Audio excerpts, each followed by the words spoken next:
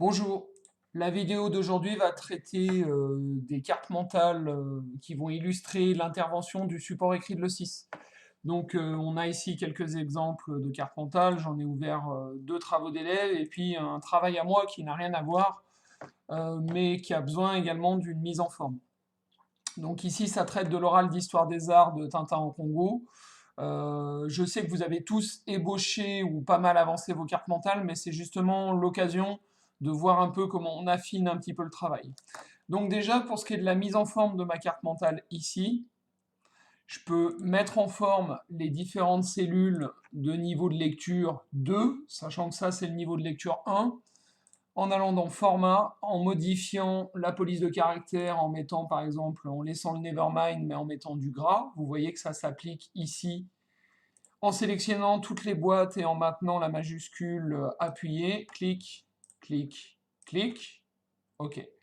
Je suis parti ici sur une dominante verte, ici sur du bleu, ça pourrait être sympa de changer tous les traits, donc c'est pareil, on va sélectionner ici toute la boîte, et pour ce qui est de la bordure, on va choisir différents de bleu et de vert, donc là je suis toujours dans format et style, hein. Je sais pas, on va mettre par exemple du violet, et vous voyez qu'en fait, ce qui est un petit peu long, c'est qu'il faut les modifier toutes une par une. Alors pas perdre le violet de vue. Voilà, mission colonisatrice, colonisation du Congo belge, blam, blam, blam. Donc je maintiens toujours majuscule appuyée. Et pour les branches, on passe au violet. Ok. Ok.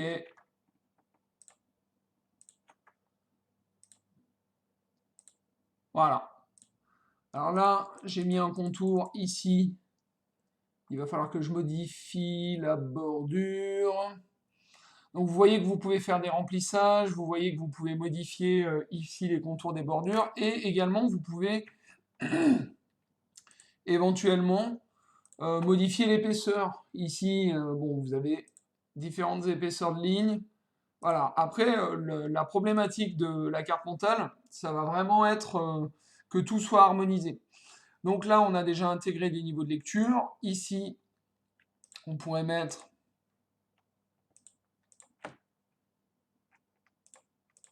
Alors maintenant, contrôle appuyé, non pas majuscule, parce que voilà, en maintenant contrôle appuyé, je peux sélectionner plusieurs éléments. Et puis là, je peux changer, peut-être pas la Nevermind, mais la Nevermind Condensed, ok, que je vais mettre en noir et non pas ce gris là, parce que ça ressortira mieux. Bon, voilà comment on fait de la mise en forme, et voilà ce que j'attendais de vous la, pour rendre un petit peu jolie cette carte mentale. Ensuite, ce qui peut manquer, c'est des icônes. Donc vous pouvez numéroter vos éléments. Alors moi j'ai choisi une orientation verticale, ce qui fait que le sens de lecture se fait naturellement, mais on va voir d'autres exemples d'élèves que la numérotation aurait bien aidé. Et puis bah, après vous avez plein de petites icônes que vous pouvez, par exemple pour l'évolution d'une tâche, début, on commence, ça avance, on en a fait la moitié, on en a fait les deux tiers, on a presque fini, c'est fini, on a tout bon. Là, ça peut être intéressant, par exemple, d'identifier les personnes de votre intervention avec un code couleur. Si vous légendez, évidemment. Je rappelle que la carte mentale doit être concise, synthétique. Donc là, pour l'introduction, euh, présentation personnelle et non pas péronnelle, hein. Oral d'histoire des arts, mon choix, pourquoi j'ai choisi Tintin au Congo. Là, j'ai oublié les guillemets. Donc vous voyez que je suis en train de mettre en forme là mon document, hein. Donc ensuite, présentation de l'œuvre avec ses différentes parutions, les parutions en couleur, les chiffres, l'historique un petit peu, le pitch de l'histoire, et puis bah là vous voyez que j'ai pas encore détaillé tous les sous-sujets qui traitent de Tintin en Congo. Le contexte historique, c'est donc la colonisation belge, ici ce serait bien que je mette du violet, donc je vais retourner dans format, et ici violet, comme ça on va garder le même code couleur. Pour faire cette espèce de nuage là, j'ai cliqué sur limite. Donc vous sélectionnez artiste et vous sélectionnez la limite. Alors des fois c'est intéressant parce que votre arborescence peut parfois partir très loin. Ça va vous permettre un petit peu de cloisonner vos différentes parties. Là, c'est une partie d'oral qui se situe, que les troisièmes vont soutenir en 3 parties. C'est intéressant de mettre ces espèces de nuages de démarcation. Bon, c'est vachement joli. Ici, dans tous les thèmes, admettons que je veux changer ma structure et mon organisation. Ici, vous voyez qu'il y a des mises en forme différentes avec des épaisseurs, des trucs différents. Donc, veillez, si vous vous rendez compte que votre carte, elle n'est pas très pratique, pas très lisible, à sélectionner quelque chose qui sera plus adapté. Ah! Alors attendez, je voulais rester sur ma carte. Voilà, oral d'histoire des arts. Et ici, dans tous les thèmes, dans la structure, on peut également faire une structure à l'organisation verticale. Donc là, c'est ce que beaucoup ont choisi, mais c'est pas très lisible. Vous voyez qu'il y a plein de trucs. Si je pars maintenant sur quelque chose comme ça, vous voyez que la structure complète de mon document reste verticale, mais que mon oral d'histoire des arts Tintin au Congo va ici passer au premier plan, ou du moins au premier rang. Donc vérifiez un peu ça. Il y a également au niveau des formes, des choix formels voilà, qui peuvent se démarquer. Voilà, ça c'est de la mise en forme.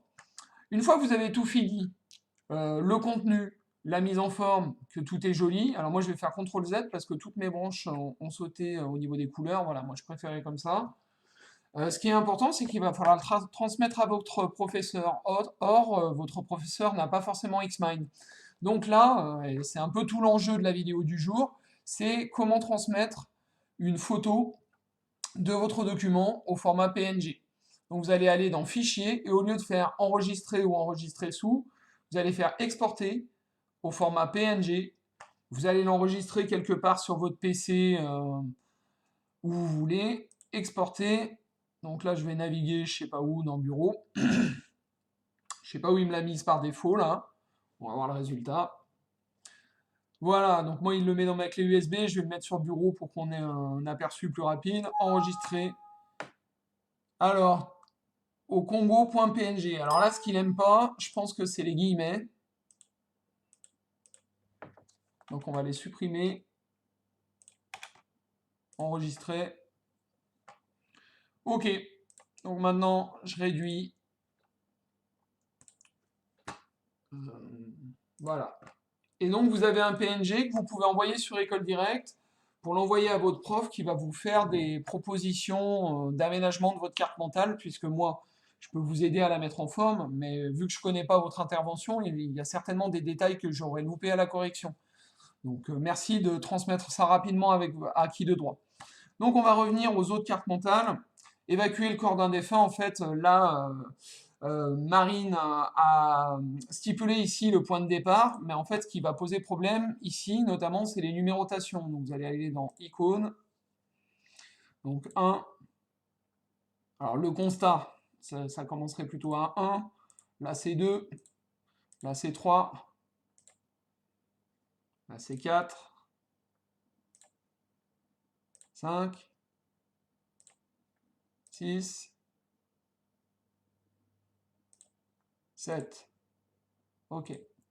Alors, il manque là la police par défaut, ça doit être de la calibrie. En aucun cas c'est une police. En aucun cas c'est une police de mise en forme. Donc vous pouvez aller de la régular, aller chercher quelque chose avec un petit peu plus de personnalité. Alors là, moi cette organisation-là, comme je vous disais, elle n'est pas super lisible. On va peut-être passer à quelque chose comme ça. On va essayer. Voilà. Et vous voyez que ça part en cacahuète, le 677, et que toutes les flèches qui ont été insérées en plus, et ben ça part en vrille. Donc on va faire CTRL Z.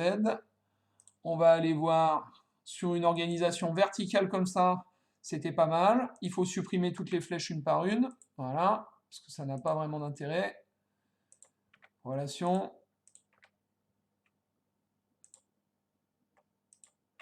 Ok. Ok. Là, je tape une fois sur Entrée, et vous voyez qu'il va me mettre des sous-sujets. Donc, l'infirmière appelle la famille donne les dernières volontés. Donc là, vous voyez que j'ai matraqué une partie du boulot. Donc, je vais le mettre ici. L'infirmière appelle la famille, CTRL X. CTRL V. Donc vous voyez qu'ici, on a une organisation plus linéaire. Ce qui manque que la jeune fille n'a pas mis, c'est la problématique. Donc là, il faut insérer un sous-sujet. Alors attends, ça part dans tous les sens. Ça, on va supprimer. L'infirmière appelle les pompes funèbres. L'infirmière appelle la famille, c'était en 6. Voilà, donc là, je tape sur Entrée et je vais insérer ce sous-sujet-là. CTRL X.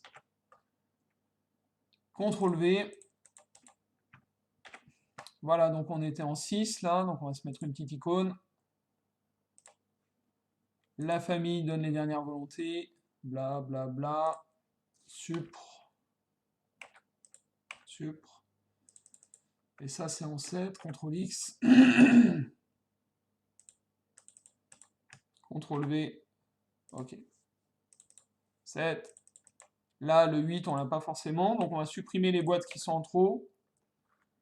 AS égale aide-soignant, OK. Ça, on supprime. Ça, on supprime. OK. Voici une organisation qui me paraît un petit peu plus logique. Sous-sujet. Ah, mais il me le met en dessous. OK. Alors. Non, il me le met en dessous. Alors, voilà. La problématique, il va falloir qu'on l'insère dans un sujet flottant. Donc, vous allez faire insérer sujet flottant. Problématique. 2 points. On va dire informer la famille, prendre soin du corps dans les conditions d'hygiène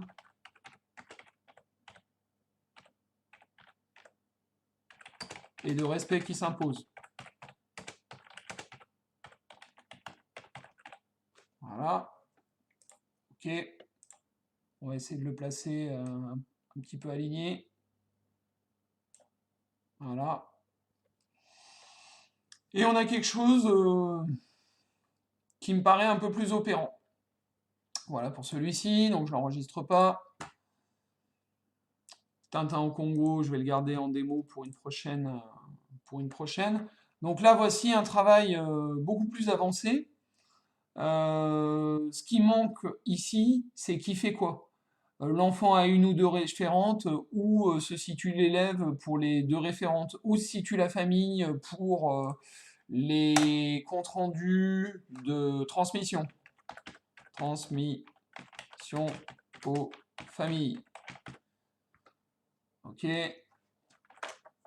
Possibilité d'adaptation différente si besoin. Là, il y a peut-être un PAI ou un PAP, je ne sais plus ce qu'on fait dans les EAJE. Voilà. OK. Donc là, on a toute la partie administrative, c'est bien fait. Donc c'est plutôt l'étape 1 parce que ça se situe avant. Donc c'est pareil, on va pouvoir numéroter. Sur le terrain, 2. Et puis là, l'enfant vient tous les jours. En fait, on pourrait mettre adaptation de l'enfant. Adaptation définitive de l'enfant. Voilà. J'espère que la vidéo a été claire pour vous. Je vais vous envoyer par messagerie l'ensemble de vos travaux pour que vous puissiez poursuivre sur Xmind ou sur Word. On se voit demain donc, pour faire le bilan avec Monsieur Nemos de votre support écrit de l'E6.